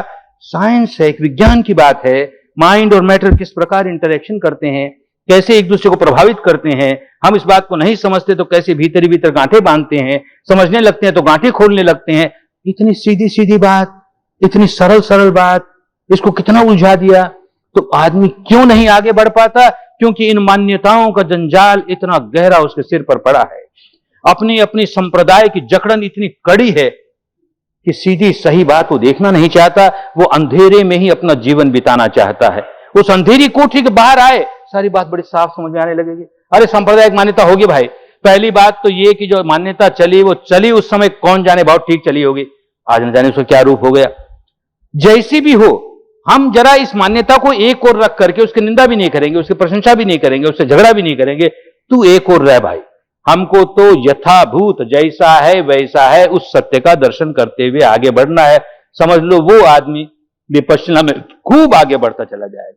और जो अपने आप को बांधे रखेगा, जो कहानी बार बार कहते हैं बहुत मेहनत करता है लेकिन अपने नाव की रस्सी किनारे तट पर बांधे हुए है, वो नहीं खोलता, फिर खूब मेहनत करता है। कितनी मेहनत करे, 1 इंच आगे नहीं बढ़ेगी गाड़ी, 1 इंच आगे, नाव 1 इंच आगे नहीं बढ़ेगी। तो हमारी मान्यता, ये हमारी परंपरा, ये हमारा संप्रदाय, ये बांधा हुआ ना उससे, तो कैसे आगे बढ़ेगा विपश्यना में? विपश्यना तो सारे बंधन तोड़ करके आगे हमको मुक्त अवस्था तक ले जाएगी। तो एक बार उससे छुटकारा पाए, निंदा करके नहीं, झगड़ा नहीं करना। धर्म झगड़ा करना नहीं सिखाता। अरे तो आत्मा मानने वाला कितना मूर्ख, अरे तो आत्मा नहीं मानने वाला कितना मूर्ख। ये धर्म का काम नहीं, ये तो पागलों का काम, संप्रदायवादियों का काम, जो झगड़ा करना ही सिखाते हैं धर्म के नाम पर, जिनको धर्म का कुछ पता नहीं। धर्म का जिसे पता होगा वो झगड़ा नहीं करेगा, लेकिन अपने आप को मुक्त अवश्य करेगा मान्यताओं से। बाबा जैसी भी है वैसी है। हमको तो ये विश्व का कोई एक नियम है, उस नियम को समझना है और उसको अपने अनुभव से अपने भीतर समझना है, ताकि हम अपने गंदे स्वभाव से, गलत स्वभाव से, बांधने वाले स्वभाव से हम मुक्ति पा सके, अपने स्वभाव को पलट सके। फिर अपने आप को बोलो हिंदू कहते फिरे, बौद्ध कहते फिरे, जैन कहते फिरे, चाहे सो कहते फिरे, ये होश आ जाए कि विकार जागेगा तो व्याकुल होंगे ही, दुखियारे होंगे ही। विकार निकल जाएगा तो दुखों से विमुक्ति मिल ही जाएगी। इतनी सी बात समझ में आ जाए तो खूब काम करेगा। काम करेगा तो लाभ होगा। ये बार बार दोहराते हैं, काम नहीं करोगे। 10 दिन का शिविर भी ले आए, प्रवचन बहुत अच्छे लगे ना, तो फिर प्रवचन सुनने को जी चाहता है, एक बार फिर प्रवचन सुन ले। सुबह शाम नहीं करेगा, बिल्कुल नहीं करेगा। प्रवचन सुनने का मौका मिल जाए तो जरूर फिर सुनेंगे। तो बुद्धि विलास का शौकीन है ना, वाणी विलास का शौकीन है ना, काम नहीं करता ना। किसी किसी प्रवचन में एक कहानी, सब प्रवचनों में तो नहीं कहते, किसी किसी प्रवचन में कहते हैं, तो कुछ लोगों ने सुनी होगी, कुछ ने नहीं सुनी होगी, तो फिर एक बार दोहरा दें ताकि होश आवे ये प्रवचन हमारे क्या काम आएंगे। खाली सिद्धांतों की रट लगाए रखेंगे तो क्या होगा, उसका अनुभव नहीं करेंगे तो क्या लाभ होगा। तो एक कहानी अपने यहां कहानी है। एक पक्षी होता है हरे रंग का, उसको तोता भी कहते हैं, किसी भाषा में सुग्गा कहते हैं, किसी भाषा में पोपट कहते हैं, पैरट कहते हैं। उसका एक छोटा सा बच्चा उड़ते उड़ते उड़ते उड़ते उसके पीछे कोई एक गिद्ध उस पर झपटता है, तो वो घबरा के गिर पड़ता है जमीन पर। तो जहां गिरा वहां कोई एक विपश्ची साधक बैठा है, उसकी गोद में गिरा। उसने बड़े प्यार से उसको बचा लिया, गिद्ध को उड़ा दिया और उसको पालने लगा। अब पालते पालते वो जरा सा बड़ा हुआ, होश आने लगा। अब कहानी है, तो उसे समझाता है, देख भाई तू इससे तो बच गया, पर आगे जाकर के और खतरा तेरे लिए जीवन में आ सकता है। यहां पर शिकारी लोग आते हैं, कोई शिकारी आएगा, दाने डालेगा, और तुझको दाने का शौक है ना, तो दाना चुगने चला जाएगा। वो जाल बिछाएगा और तू जाल में बन जाएगा, पकड़ के ले जाएगा, तुझे मार देगा। तो शिकारी याद रखना, शिकारी आएगा, दाने डालेगा, जाल बिछाएगा, सुग्गे को पकड़कर ले जाएगा। ऐ सुग्गे, होश में रहना, कभी पकड़ में मत आ जाना। सुग्गे ने रटना शुरू कर दिया, बात भी समझ में आ गई। शिकारी आएगा, दाने डालेगा, जाल बिछाएगा, पकड़ के ले जाएगा। ऐ सुग्गे, होशियार रहना, होशियार रहना, खूब पाठ करता है। और सचमुच एक दिन शिकारी आया, उसने दाने डाले, सुग्गा दाने टुगने चुगने चला गया, जाल फेंका, जाल में आ गया, जाल में पकड़ करके शिकारी ले जा रहा है और सुग्गा पाठ किए जा रहा है। शिकारी आएगा, दाने डालेगा, जाल बिछाएगा, सुग्गे को पकड़ के ले जाएगा। ऐ सुग्गे, होशियार रहना, सावधान रहना। भाई यही करते रह जाओगे तो होशियार नहीं होगे, होशियार नहीं होगे, सावधान नहीं होगे। बस पाठ करोगे, गुरु जी का प्रवचन बहुत अच्छा लगा, ये कहानी भी बहुत अच्छी लगी, खूब याद करोगे, दोस्तों को कहोगे बहुत अच्छा, देखो गुरु जी ने कैसी बात बताई, करे नहीं और केवल धर्म श्रवण करें या धर्म के प्रश्न करके रह जाएं, कल्याण नहीं होगा, मंगल नहीं होगा। विपश्ची साधक कम से कम इस बात को खूब समझे। और लोग बेचारे क्या करें, सारे जीवन भर वाणी विलास करते रहे, सारे जीवन भर बुद्धि विलास करते रहे। अब विपश्यना के नाम पर वाणी विलास, चलो विपश्यना के नाम पर बुद्धि विलास। साधक को नहीं, साधक के लिए हर प्रवचन प्रेरणा देने वाला है, हर प्रश्न और उसका उत्तर प्रेरणा देने वाला है, ताकि हम अभ्यास और अधिक करें, अनुभव और अधिक करें और अपने अंतर मन के स्वभाव को पलटने का काम करते जाएं, करते करते करते पलट ही जाएगा। जितना जितना करेंगे उतना उतना पलटता चला जाएगा, ज्यादा करेंगे ज्यादा पलटेगा, खूब कर लेंगे तो एकदम पलट जाएगा। ये जो राग रंजित रहने का स्वभाव, द्वेष दूषित रहने का स्वभाव, मोह मूर्त रहने का स्वभाव, ये नहीं पलट रहा है तो विपश्यना भी समझो एक धोखा है, विपश्यना भी एक कर्म कांड है, विपश्यना भी केवल बुद्धि विलास है, वाणी विलास है। ऐसा नहीं करना, कभी करना, काम करना है, अनुभव करना है। और इसीलिए शिविरों में आते हैं 10 दिन कि कैसे काम करें, इसे समझ लें और फिर काम तो करना है। सुबह शाम करना है, सो तो करना ही है। जीवन में कितने उतार चढ़ाव आएंगे, आखिर गृहस्थ हो, पति को लेकर के, पत्नी को लेकर के, मां को लेकर के, बाप को लेकर के, बेटे को लेकर के, बेटी को लेकर के, बहन को लेकर के, भाई को लेकर के, मित्र को लेकर, न जाने कितने प्रसंग, न जाने कितनी परिस्थितियां आएंगी जो सामान्य व्यक्ति को उलझा देती हैं, सामान्य व्यक्ति की समता नष्ट कर देती हैं, सामान्य व्यक्ति को एकदम राग में डुबो देती हैं, द्वेष में डुबो देती हैं। विपश्ची साधक यही देखता रहेगा, देख ऐसी परिस्थिति आई और मैंने राग जगाया ना, ऐसी परिस्थिति आई मैंने द्वेष जगाया ना, और क्यों, देखिए संवेदना से जगाया ना। अब जगाया तुरंत संवेदना देखने लगा, राग जागा तो संवेदना देखने लगा, द्वेष जागा संवेदना देखने लगा, तो स्वभाव पलटने लगा, स्वभाव पलटने लगा। पहले राग जागने पर घंटों राग में ही डूबा रहता था, पहले द्वेष जागने पर घंटों द्वेष में ही डूबा रहता था। अब देखिएगा कम समय में ही बाहर निकलने लगा, राग के बाहर, द्वेष के बाहर। लकीर अब भी पड़ती है पर पानी की लकीर जैसी पड़ती है, बहुत तो बालू की लकीर जैसी पड़ती है, पत्थर की लकीर जैसी पड़ने नहीं देते। तो ये कैसे होगा? सुबह शाम अभ्यास नहीं करोगे तो जीवन में कोई घटना घटी, उस समय संवेदना देखनी कैसे याद आएगी? आएगी ही नहीं। और सुबह शाम अभ्यास करते रहोगे तो उस अभ्यास की वजह से सुबह शाम घंटे घंटे पर हम संवेदना देखने का काम करते रहे तो घटना घटी बाहर, झट संवेदना याद आएगी। घटना घटी बाहर, झट संवेदना देखने लगोगे। इसलिए बहुत आवश्यक है, जो विपश्यना के मार्ग पर चल रहे हैं और लक्ष्य को खूब ठीक समझते हैं कि हमको विकारों से मुक्त होना है, ये लक्ष्य हमारे सामने है, और मन का विकार पैदा करने का जो स्वभाव हो गया उसका खंडन करना है, उसे तोड़ना है, स्वभाव को पलटना है, तो वो व्यक्ति सुबह शाम की बैठक नहीं छोड़ सकता। वो व्यक्ति सुबह शाम की बैठक करते हुए अपने दिन भर की दिनचर्या में जहां जहां उससे भूल हुई राग पैदा करने की या द्वेष पैदा करने की, वहां वहां वो जांचते रहेगा कितनी जल्दी होश में आया, कितनी जल्दी होश में आया। बस ऐसा व्यक्ति बढ़ता ही चला जाएगा, खूब बढ़ता चला जाएगा। ऐसा नहीं करेगा तो कर्मकांड हो गई, विपश्यना भी एक कर्मकांड होगी। कर्मकांड नहीं बनने दे। ये ऐसी विद्या है कि जो जितना करता है उतना पकता है, जितना पकता है उतना दुखों के बाहर होता है। तो करें, करते ही चले जाएं, करते ही चले जाएं। जब जब समय मिले, गृहस्थ हैं, अपनी जिम्मेदारी की सारी बातें पूरी करनी है, फिर भी सुबह शाम काम करें। और जब जब परिस्थितियां ऐसी हों कि हमने अपना मन मैला किया, तुरंत उस परिस्थिति के होते हुए भी हमने संवेदना देखनी शुरू कर दी। और हम देखो बाहर निकलने कितनी देर में निकले, इस बार हमने गलती की तो कितनी देर के बाद बाहर निकले, इस बार गलती की तो कितनी देर के बाद। यूं अपने को जांचते रहेंगे, जांचते रहेंगे तो पलटते ही जाएंगे, स्वभाव पलटता ही चला जाएगा। बड़ा मंगल का रास्ता है, बड़ा कल्याण का रास्ता है। किसी संप्रदाय से इसका कोई लेन देन नहीं। ये तो सीधे सीधे शरीर और चित्त के परस्पर संयोग की बात, उन दोनों के प्रपंच की बात, जिसको अनजान रह करके आदमी अपनी गांठें बांधता है और व्याकुल होता है, जिसको जानकर आदमी गांठें बांधनी बंद कर देता है और व्याकुलता से दूर हो जाता है, मुक्त हो जाता है, सुखी हो जाता है। सबके लिए एक जैसी बात। खूब अभ्यास करें, खूब प्रैक्टिस करें। सुबह शाम तो करें ही, बाकी दिन भर के घटनाओं में जब भी ऐसी कोई परिस्थिति आए तो पहला काम, कितनी जल्दी हमने संवेदना देखना शुरू कर दिया। संवेदना देखनी शुरू करेंगे, आदत बदलती चली जाएगी। संवेदना नहीं देखेंगे, बुद्धि के स्तर पर हजार समझाएं, राग मत करो अच्छा नहीं है, द्वेष मत करो अच्छा नहीं है, सब ऊपरी ऊपरी बातें होंगी। संवेदना के साथ करेंगे तो जड़ों तक सुधार होता चला जाएगा। और हमें जड़ों तक सुधार करना है। जो आए हैं धर्म सभा में, साधक हैं, साधिकाएं हैं, तो इस सभा का लाभ लेवे। आज के इस धर्म श्रवण का ये लाभ लेवे कि हमें काम करना है। अब जो प्रश्न आएंगे उनको भी समझ करके इसका लाभ लेवे कि हमें काम करना है। लाभ जो होगा वो काम करने पर ही होगा, अन्यथा नहीं।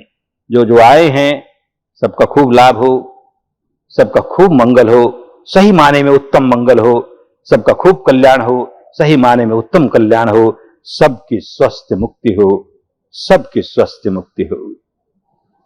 भवतु सर्व मंगलं,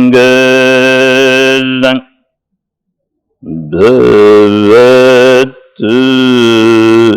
सर्व मंगलं, भवतु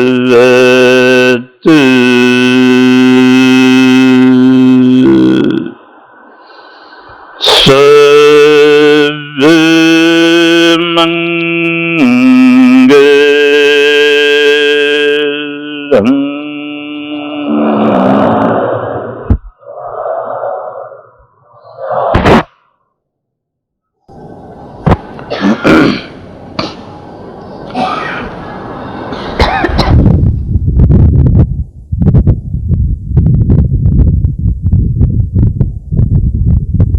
लो कोई आएगा दिएगा।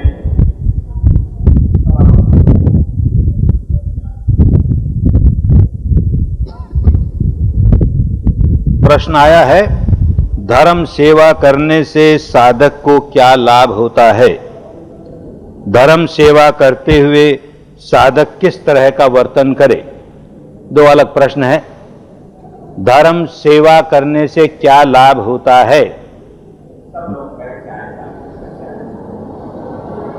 जिनको जाने की जल्दी उन्हें जाने दें, जो रुके सो बैठ जाए।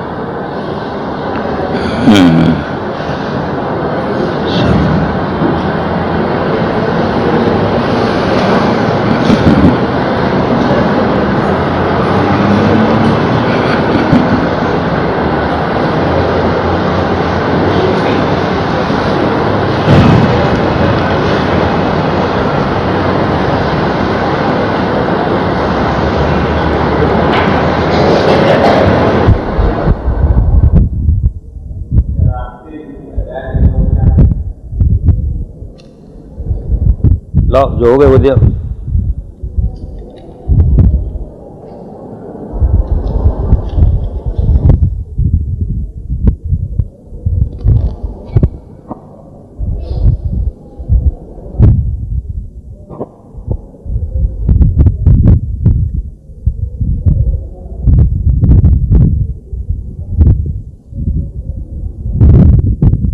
धर्म सेवा क्या है? धर्म सेवा करने से साधक को क्या लाभ होता है? धर्म सेवा करते हुए साधक किस तरह का बर्ताव करे? अलग अलग प्रश्न है। धर्म सेवा क्या है? हमारी वो सेवा जो किसी व्यक्ति में धर्म जगाने में सहायक होती है, उसको धर्म सेवा कहते हैं। धर्म सेवा करने से साधक को क्या लाभ होता है? जैसे किसी को भूखे को भोजन देने से हमें क्या लाभ होता है? मन में बड़ी संतुष्टि होती है, बेचारा भूखा था, देखो इसको भोजन मिल गया, तो हमारे मन में बड़ी संतुष्टि होती है। प्यासे को पानी देने से क्या लाभ होता? ऐसी दुखियारे को धर्म मिलता है, मन में बड़ा संतोष होता है कि बड़ा व्याकुल व्यक्ति था और देखो हमने अपनी ओर से जो हो सका इसकी सहायता की, तो इसको धर्म मिल गया, बड़ा संतोष होता है। और दूसरी बात यह कि हर अच्छा काम जो दूसरे की भलाई करता है उसी को पुरानी भाषा में पुण्य कहते थे। चित्त पुनीत होता है। पुण्य का मतलब ही चित्त को पुनीत करने वाला। वो सारी पारमिताएं हमारी जो कि हमारे चित्त को पुनीत करने का काम करने वाली थी, उनमें धर्म की सेवा सबसे ऊंची पारमी, सबसे ऊंचा पुण्य हमारा। जितना जितना अधिक पुण्य होगा हम देखेंगे हमारी साधना उतनी ही तेज होती चलेगी, हमारा कल्याण होता चला गया। तो औरों के भले के साथ साथ हमारा भी भला कैसे करें? चित्त में अहंकार जगा करके नहीं करें। मैं इतना बड़ा धर्म सेवक हो गया, सारे लोगों को अब मेरा कहना मानना पड़ेगा, देखो मैं उनके भले के लिए बोलता हूं, फिर भी ये नहीं मानते, ऐसा क्रोध जगाए, ऐसा अहंकार जगाए, तो धर्म सेवा नहीं हुई। वो बेचारे जो आए हैं वो रोगी हैं, इसलिए आए हैं ना अस्पताल में, उनको ठीक से बर्ताव नहीं करना आता इसलिए आए हैं ना, तो बड़े प्यार से, बड़ी श्रद्धा से, बड़ी विनम्र भाव से सेवा करनी चाहिए, उसमें कहीं अहंकार ना आने पावे। मैंने आपकी एक शिविर की है और मुझ पर उसका बहुत असर हुआ है। अब मैंने आपके बताए रास्ते पर चलने की कोशिश चालू कर दी है, लेकिन मेरा यह निर्णय न मेरे घर वालों को पसंद है, न मेरे रिश्तेदारों को पसंद है, मेरी वाइफ को ही पसंद नहीं, और मुझे यही रास्ते पर चलना है, तो कृपया मार्गदर्शन दीजिए। चलिए, इसी रास्ते पर चलना है। जिनको आज पसंद नहीं है कल पसंद होने लगेगा। इसलिए होने लगेगा कि तुम रास्ते पर ठीक चल रहे हो, तो तुम्हारा स्वभाव बदल रहा है, तुम्हारा व्यवहार बदल रहा है। ये जो तुम्हारा बदला हुआ स्वभाव, बदला हुआ व्यवहार, ये लोगों को आकर्षित करेगा, इसलिए घबराओ मत, ठीक ही होगा। मैंने आपकी एक शिविर की है और आपकी लिखी धर्म जीवन जीने की कला और विपश्यना पढ़ी है। इसमें आप लिखते हैं कि शील का पालन करो, परिग्रह न करो, मोह माया न रखो, क्रोध न करो, भोजन सादा और सात्विक लो, खाने में संयम रखो। तो क्या यह सब संभव है? अगर है तो कैसे? कृपया डिटेल में समझाएं। संभव है, हर अच्छी बात संभव है, पर कब संभव है? जब उसके लिए प्रयास किया जाए, प्रयत्न किया जाए। हम प्रयत्न कुछ करें नहीं और संभव हो जाएगा, किसी की कृपा हो जाएगी, किसी परमात्मा की, किसी बुद्ध की, किसी महावीर की, किसी अल्लाह मियां की कृपा हो जाएगी और हम बिल्कुल सुधर जाएंगे, ऐसा होता नहीं। प्रयत्न करने पर सब संभव है। मैंने फरवरी में पहली शिविर की, उसके बाद आज तक मैं रोज सुबह 1 घंटे साधना करता हूं। इन 5 महीने में अब भी मेरा मन स्थिर रहता नहीं और मैं संवेदना जान सकता नहीं, तो क्या मुझे आनापान ही करना चाहिए जब तक मेरा मन शांत और स्थिर न हो जाए? आनापान इसीलिए होती है, जब जब देखो मन बहुत अस्थिर हो गया, काम नहीं कर रहा, संवेदना भी नहीं महसूस कर रहा, तो आनापान करने ही चाहिए। मैंने आपकी एक शिविर की है और मुझे इतना असर किया है कि मैं आपके बताए रास्ते पर चलना शुरू कर दिया, लेकिन मेरा इस धर्म के रास्ते पर चलना घर वालों को पसंद नहीं। अब मेरी उम्र 27 वर्ष है। घर वाले कहते हैं कि इस उम्र में पैसा कमाना चाहिए, मौज शौक करनी चाहिए, संसार के हर सुख को भोगना चाहिए, और जब तुम 50 साल के हो जाओगे तब धर्म करना। क्या करें? ये लेप है ना अपने पुराने। भारत में 2 बातों ने भारत का बहुत बड़े नुकसान किया। एक तो ये बात कि ये 4 वर्ण अलग अलग जन्म से होते हैं। इतनी हानि की इस बात ने जिसने और किसी दूसरी बात ने नहीं की। अब क्योंकि अमुक घर में जन्म गया इसलिए सारे जन्म भर ये व्यक्ति ब्राह्मण ही रहेगा, अमुक घर में जन्म गया सारे जन्म भर ये वैश्य ही रहेगा कि क्षत्रिय रहेगा, कि ये एक ऐसी बड़ी कोढ़ देश को लग गई कि इस कोड के बाहर निकले बिना देश कभी आगे बढ़ नहीं सकेगा। एक बात। और ये 4 आश्रम बना दिए, ये ब्रह्मचर्य आश्रम, उसके बाद गृहस्थ आश्रम, उसके बाद वानप्रस्थ आश्रम, उसके बाद संन्यास आश्रम। तो ये जो भक्ति का काम, की श्रद्धा का काम, की साधना, सब बुढ़ापे में करेंगे। अभी तो मोक्ष शोक का समय है, पढ़ाई का समय है, फिर मोक्ष शोक का समय है, फिर देखेंगे वो देखेंगे जीवन भर देखता ही चला जाता है। न तो वो कभी गृहस्थ छोड़ के सन्यासी होता है, न वानप्रस्थ होता है, और न वो कोई साधना करता है, सारा जीवन खो देता है। अरे चारों आश्रम एक साथ चलते हैं, चारों वर्ण एक साथ चलते हैं आदमी में। कभी एक आदमी, वही आदमी ब्राह्मण भी बन जाता है, शूद्र भी बन जाता है। तो हम शूद्र न बन के ब्राह्मण बने, अपना शूद्रत्व खोएं, उसके बाहर निकलें।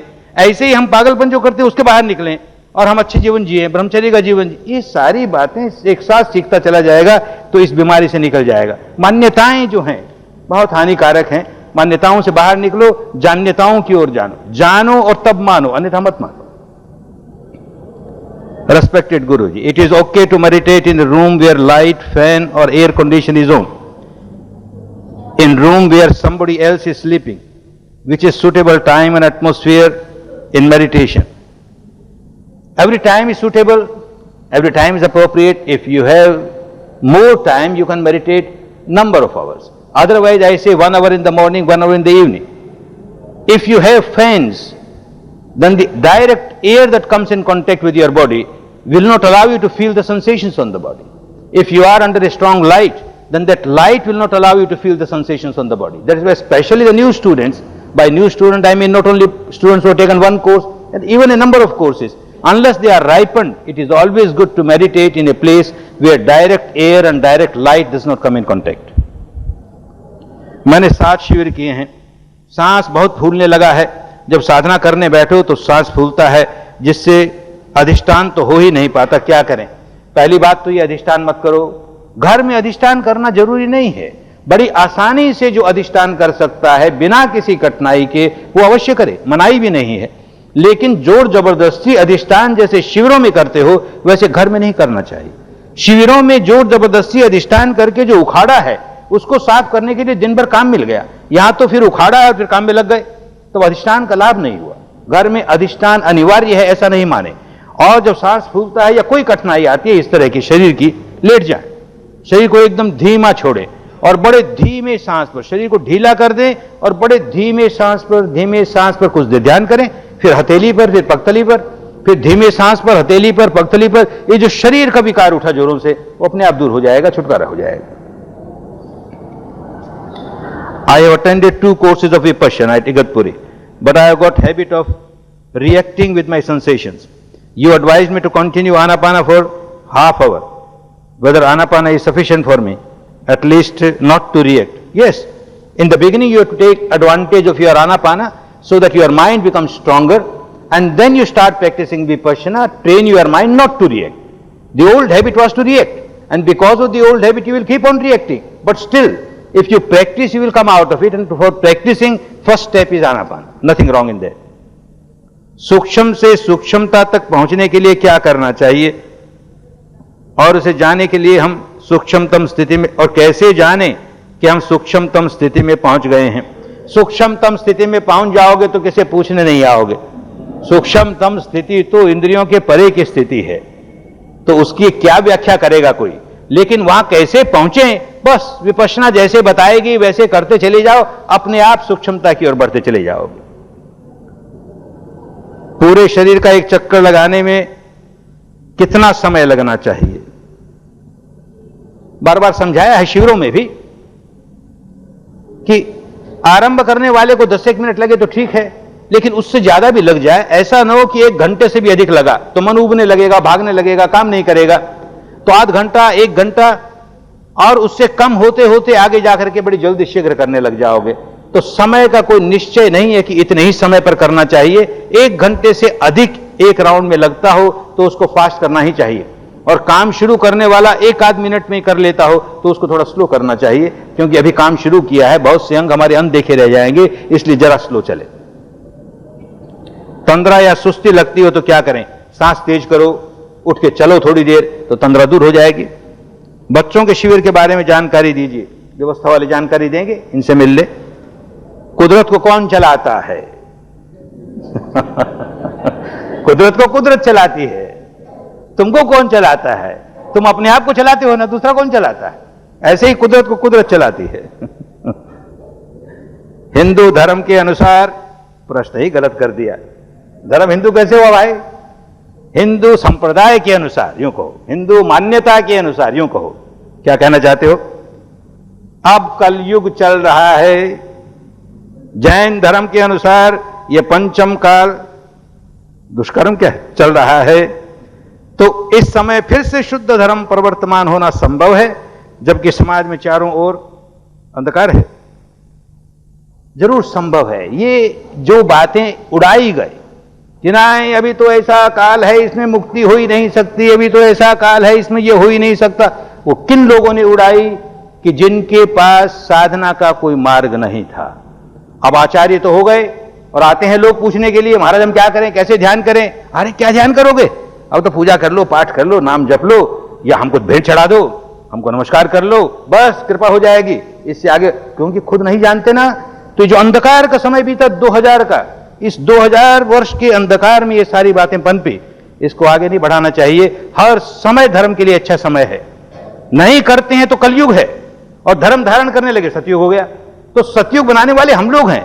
सतयुग के हम गुलाम नहीं, सतयुग हमारा गुलाम बन जाएगा। कलयुग के हम गुलाम नहीं, कलयुग हमारा गुलाम बन जाएगा। हम अपनी शक्ति पहचाने और काम में लगे।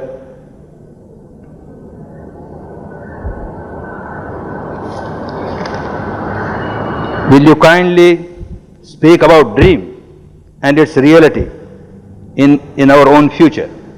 Dream is nothing but a projection of your own unconscious mind. Whatever you accumulated deep inside, all your impurities, nature helps you to take that out as dream.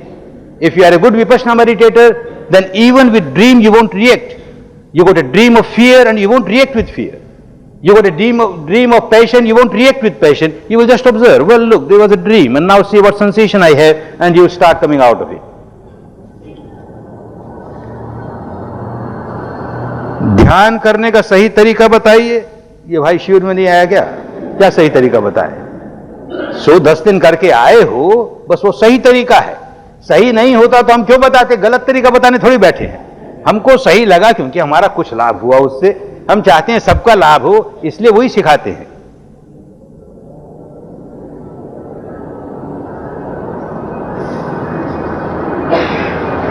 What is the role of the brain in the process described by you? Brain is a very gross, solidified material base for the mind. And if the mind becomes all right, you will find that your brain is getting all right. So the most important thing is the mind and how it works. If you go deep in Vipassana, you will start changing the habit pattern of your mind.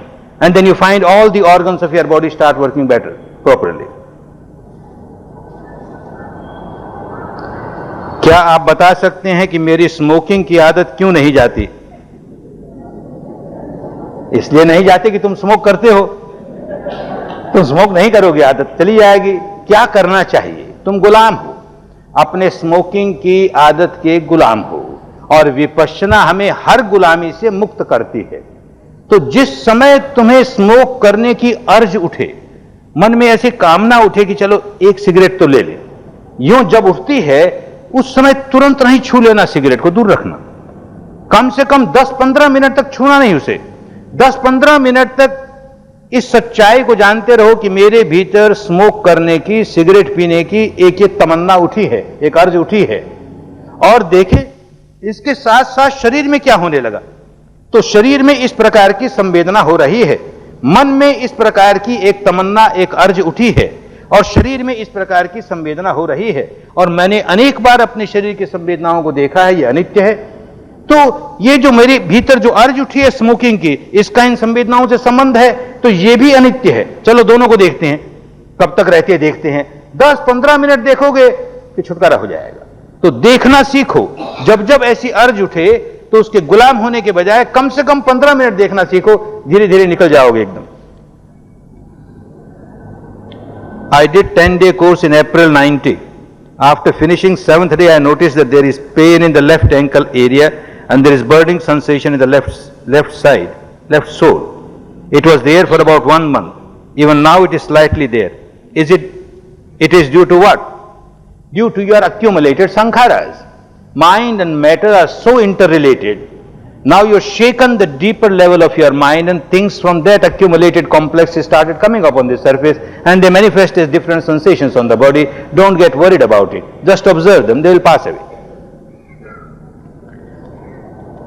संवेदना तो उत्पन्न होगी, दुखद या सुखद।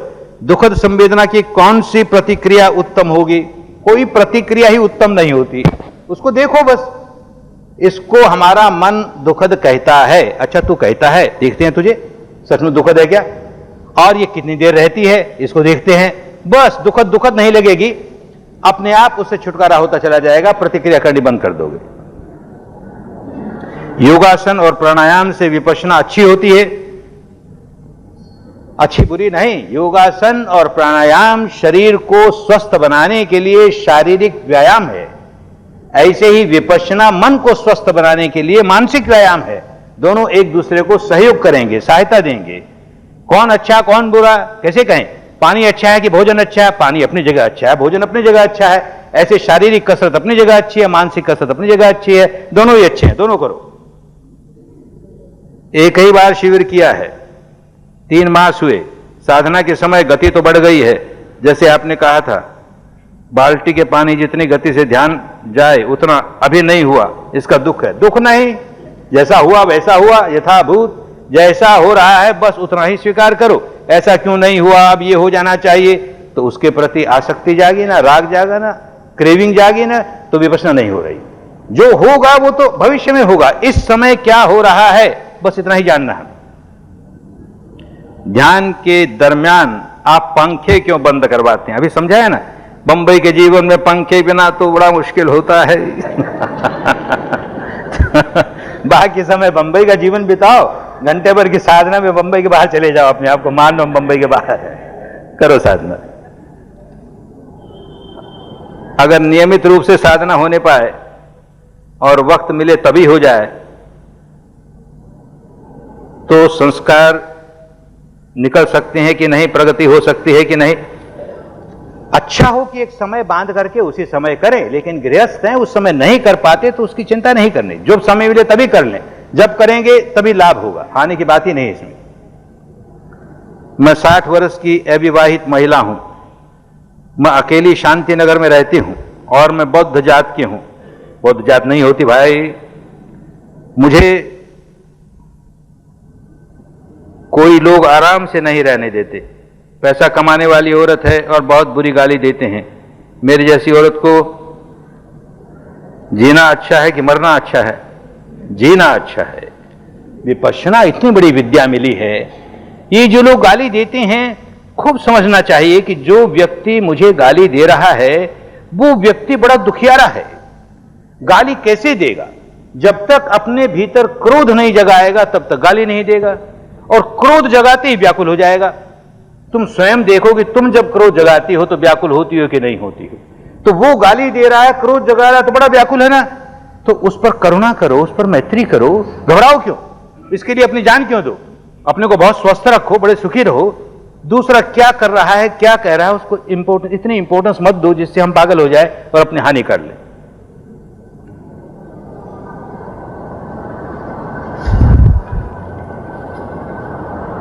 पंजाब का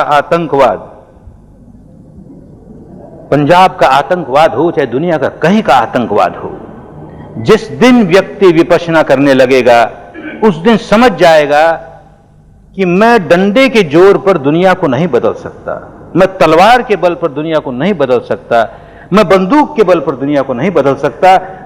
पहले मुझे अपने आप को बदलना पड़ेगा, और ऐसा बदलना पड़ेगा कि मैं शांत हो जाऊं, मैं समता में स्थापित हो जाऊं, तो बड़ा बलवान हो जाऊं।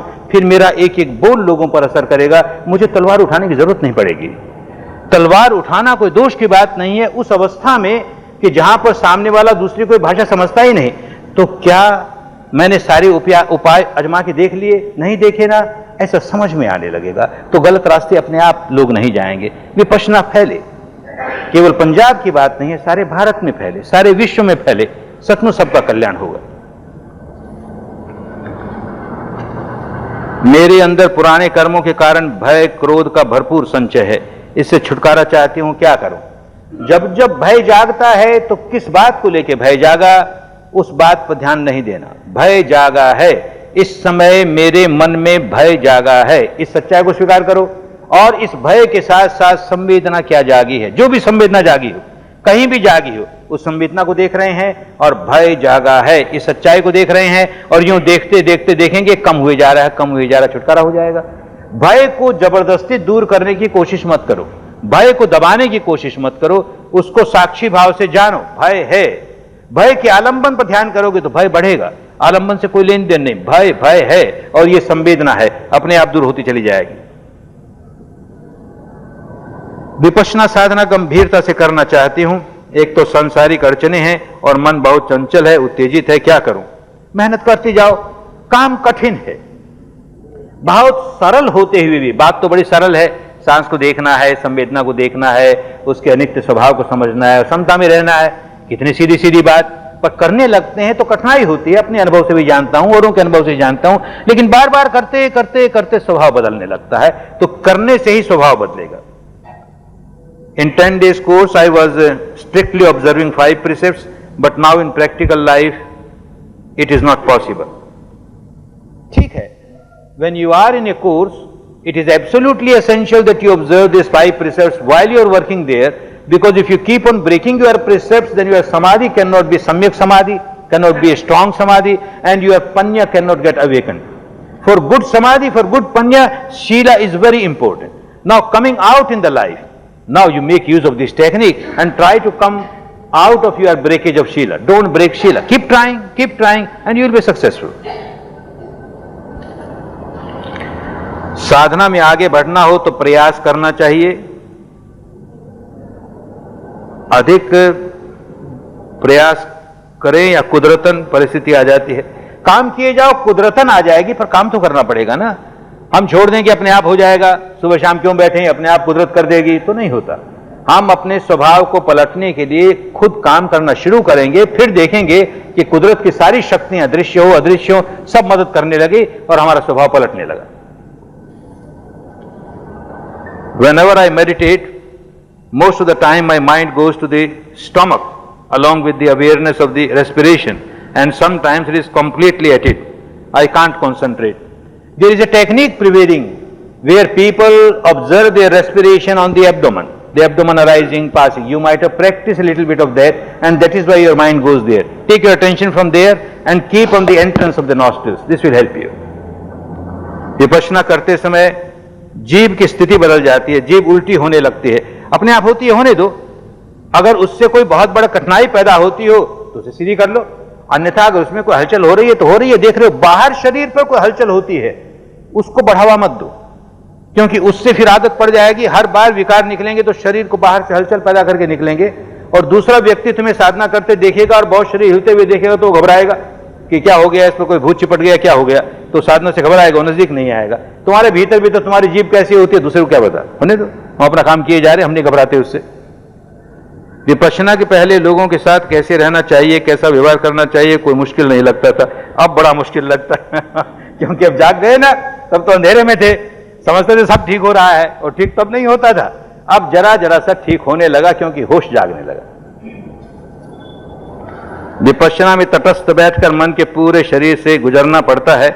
यदि हम सोकर पूरे शरीर को ढीला छोड़कर प्रत्येक अंग में से गुजरें तो संवेदना इतनी जल्दी मिलती है, क्या यह उचित है? कभी कभी उचित है, पर हमेशा ऐसे ही करोगे तो जैसे बार बार कहते हैं, लेटे लेटे बहुत देर साधना करोगे तो नींद आने लगेगी।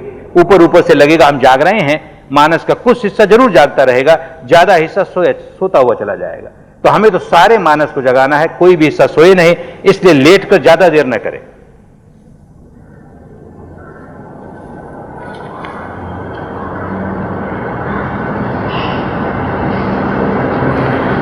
मैं मार्च महीने में धम्मगिरी शिविर में विपश्यना साधना के लिए आया था, मगर विपश्यना लेने के बाद घबराहट महसूस करने लगा। 6 दिन में भाग गया तो क्या किया जाए भाई, जो भाग गया सो भगोड़ा। अब भाग गया वाले को हम क्या समझाएं? अब तो ऐसे भागे हुए को यह भी मुश्किल है कि दूसरे 10 दिन में लेते रहे। तो आप तो घर में बैठ के आनापानी करते रहो, विपश्यना मत करो, फिर देखेंगे कब तुम्हारा मौका आता है। भागना नहीं चाहिए शिविर से। जब मन संवेदना जानने से दूर भागता है तब उसे संवेदना जानने में लगाने में बहुत समय लगता है। बहुत समय के बाद भी संवेदना 15-20 मिनट जानकर फिर भाग जाता है। तब क्या किया जाए? आनापान करो। जब जब ऐसी कोई कठिनाई आए आनापान मदद करेगी। क्या पढ़ाई में विपश्यना एकाग्रता लाती है? जरूर लाती है। क्या विपश्यना द्वारा घर के तनाव वाले वातावरण से मुक्ति पाई जा सकती है? इसीलिए विपश्यना करते हैं कि मुक्ति मिलेगी। बस मुक्ति मिली। अरे नहीं मुक्ति मिली अभी? अच्छी बात, अच्छी बात। हाँ। जिनको देर हो रही है वो चले जाएं, क्यों सबको बांध के रखें। औरों को जिनको मुक्ति चाहिए वो चले जाएं, जो अभी कुछ देर और रुकना चाहे रुके। 4-5 और है, उनका जवाब दे देंगे।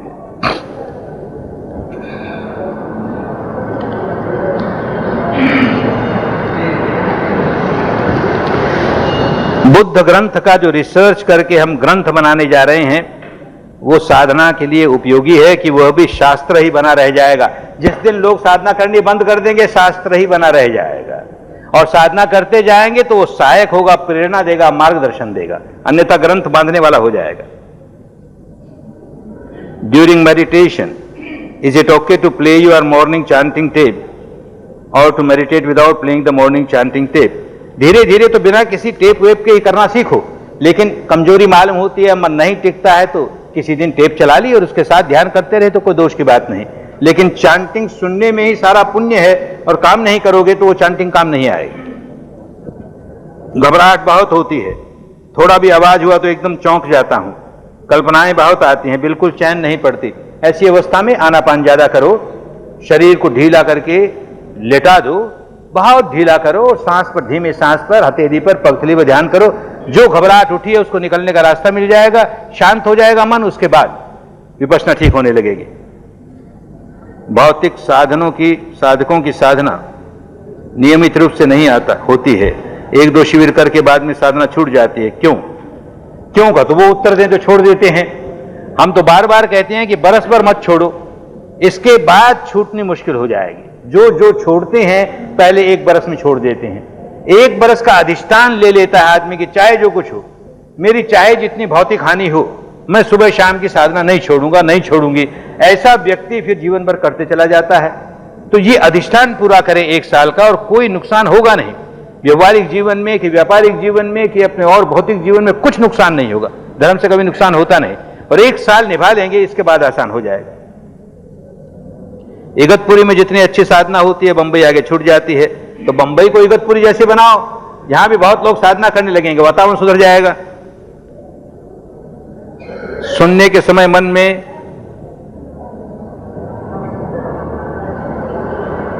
एकाग्रता रहती है, फिर छूट जाती है। आनापान करो, जहां जहां एकाग्रता की कमी है वहां वहां आनापान करो। बच्चों के शिविर में पहले 7 साल से लेकर 15 साल तक के बच्चे लिए रखते थे। अभी छोटे बच्चों के लिए शिविर नहीं रखते हैं। शायद व्यवस्थापकों को छोटे बच्चे मैनेज करने में दिक्कत होती होगी। रखते हैं ना छोटे?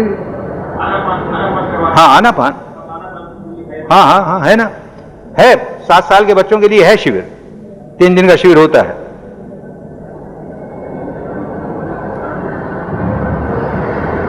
पांच 7 वर्ष में, ठीक बात है, 5-7 वर्ष में ही वो ऐसी उम्र है जबकि उसको ठीक रास्ते पर मोड़ दी जा सकती है।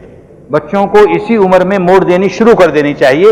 लेकिन 7 वर्ष के बच्चे को जिस तरह से एक वयस्क आदमी साधना करता है उतनी कड़ाई के साथ साधना नहीं कराई जाती। थोड़ी देर खेलेगा, थोड़ी देर सांस को देखेगा, थोड़ी देर खेलेगा, यूं करते करते उसमें धर्म का बीज आना शुरू हो जाएगा और आगे बढ़ करके वो साधना करने लगेगा। बहुत ठीक, खूब मंगल हो, खूब कल्याण हो, विश्राम करें और खूब पके धर्म में, खूब